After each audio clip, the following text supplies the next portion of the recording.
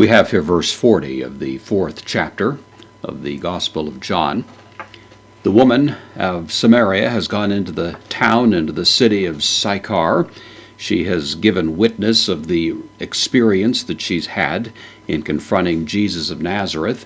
Many, apparently, just based on her testimony alone, were moved to faith even before they had actually come to Christ.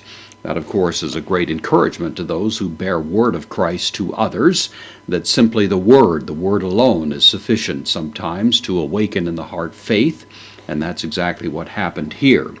But, of course, these who know now that Jesus is outside the town at that well-known well are on their way out there, and that picks up the story at verse 40 of this 4th chapter, as John says, hos, an interjection, it means as, therefore, as, therefore, aelthon, this is from erchomai, second aorist, third person plural, aorist active indicative, as, therefore, they were coming, pros auton, normally motion, uses the preposition suggesting motion as in pros, auton, rather than simply auto, the dative. So as they were coming on their way to him, hoi Samaritai, these Samaritans, in the masculine here, so these Samaritans, eroton, this is from erotao, third person plural, imperfect active indicative.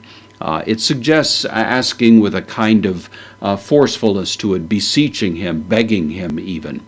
They were doing this, and the imperfect tells us they were doing it with a kind of ongoing action. They kept on pleading with him, begging him, asking, auton, him, the pronoun, aorist, masculine, accusative. They were asking him, menai. This is from meno, means to remain, to abide. This is the aorist active infinitive. So they were begging him to remain, par autois.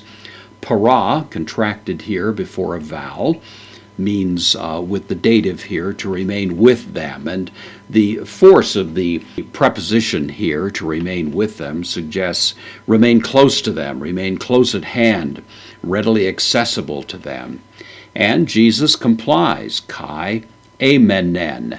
This is the same word, meno, third person singular, aorist, active indicative, and he remained with them, ake, there, duo, hemeros, 2 days.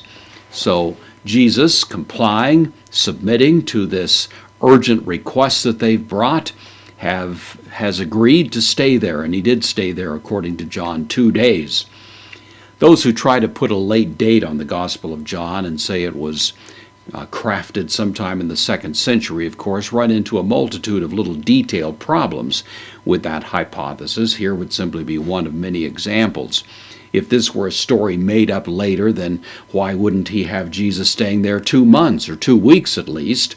Because it would have been easy enough to insert that kind of time frame, but he makes it 2 days. 2 days has much more the ring of historicity to it. Jesus didn't stay for a long time, but he stayed for 2 days. And in that small town, of course, you can imagine that staying 2 extra days must have had a major impact on the community. And that is exactly what we find to be the apparent case as the story unfolds in the next verses.